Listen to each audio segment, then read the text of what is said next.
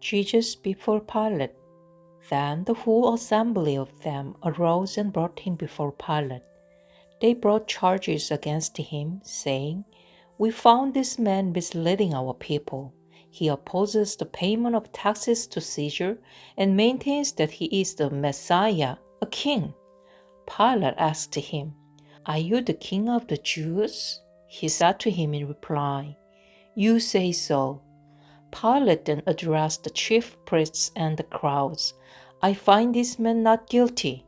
But they were adamant and said, "He is inciting the people with his teaching throughout all Judea, from Galilee where he began, even to here."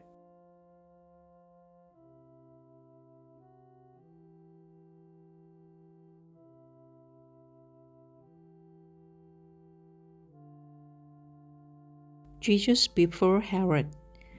On hearing this, Pilate asked if the man was a Galilean, and upon learning that he was under Herod's jurisdiction, he sent him to Herod, who was in Jerusalem at the time. Herod was very glad to see Jesus. He had been wanting to see him for a long time, for he had heard about him and had been hoping to see him perform some sign.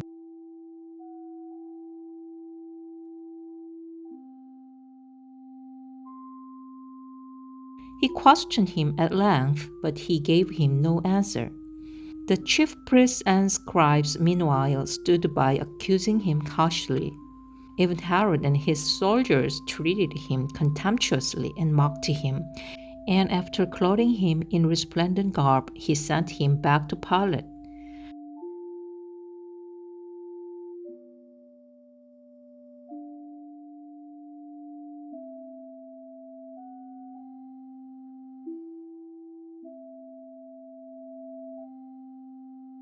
Herod and Pilate became friends that very day, even though they had been enemies formerly.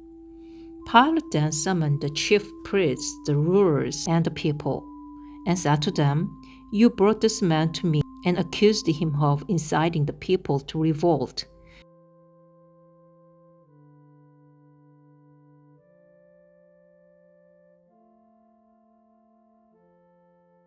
I have conducted my investigation in your presence and have not found this man guilty of the charges you have brought against him." Nor did Herod, for he sent him back to us. So no capital crime has been committed by him.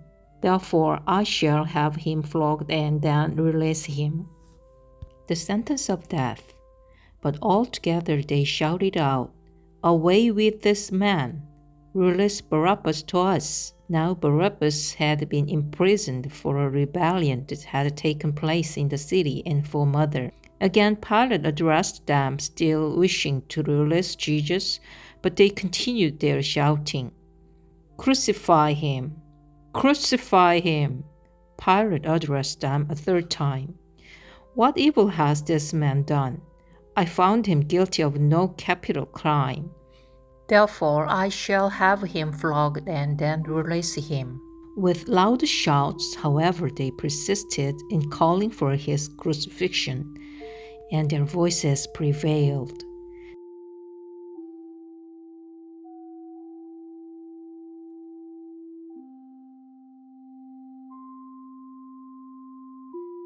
The verdict of Pilate was that their demand should be granted, so he released the man who had been imprisoned for rebellion and murder, for whom they asked, and he handed Jesus over to them to deal with as they wished. The way of the cross. As they led him away, they took hold of a certain Simon, a Cyrenian, who was coming in from the country, and after laying the cross on him, they made him carry it behind Jesus. A large crowd of people followed Jesus, including many women who mourned and lamented him. Jesus turned to them and said, "Daughters of Jerusalem, do not weep for me. Weep instead for yourselves and for your children. For indeed, the days are coming when people will say, 'Blessed are the barren, the wombs that never bore, and the breasts that never nursed.' At that time people will say to the mountains, 'Fall upon us,' and to the hills, 'Cover us.' For if these things are done when the wood is green, what will happen when it is dry? Now to others, both criminals, were led away with him to be executed. The crucifixion. When they came to the place called the Skull, they crucified him and the criminals there, one on his right, the other on his left. Then Jesus said, "Father, forgive them. They know not what they do." They divided his garments by casting lots. The people stood by and watched. The rulers, meanwhile, sneered at him and said, "He saved others. Let him save himself. If he is the chosen one, the Messiah of God." Even the soldiers jeered at him. As they approached to offer him wine, they called out, "If you are king of the Jews, save yourself."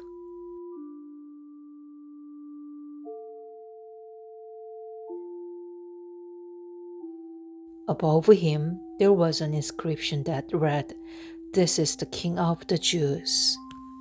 Now one of the criminals hanging there reviled Jesus, saying, "Are you not the Messiah? Save yourself and us." The other, however, rebuking him, said in reply, "Have you no fear of God? For you are subject to the same condemnation."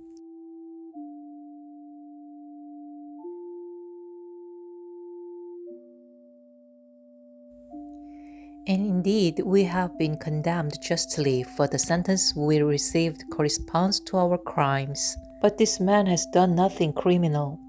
Then he said, "Jesus, remember me when you come into your kingdom." He replied to him, "Amen, I say to you, today you will be with me in paradise." The death of Jesus. It was now about noon, and darkness came over the whole land until 3 in the afternoon because of an eclipse of the sun. Then the veil of the temple was torn down the middle. Jesus cried out in a loud voice, "Father, into your hands I commend my spirit." And when he had said this, he breathed his last.